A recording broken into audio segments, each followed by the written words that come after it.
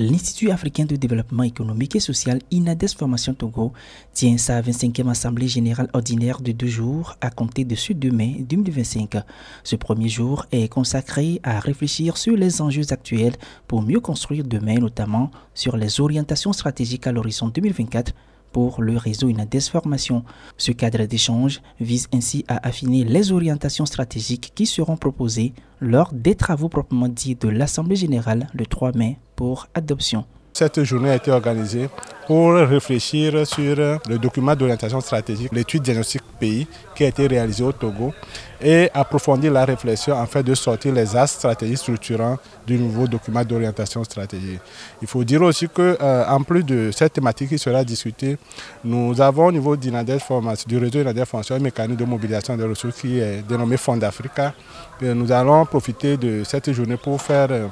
une évaluation de financement de Fonds d'Africa et voir la possibilité de changement de Fonds d'Africa en une fondation. L'idée pour INADES Formation Togo est d'aller vers l'élaboration de son document d'orientation stratégique pays, un document qui mettra en exergue les propositions de résolution clés visant à répondre à certains défis et dysfonctionnements sociaux identifiés dans la société pour les 15 prochaines années. Les défis qui sont identifiés au niveau déjà de cette étude diagnostique portent sur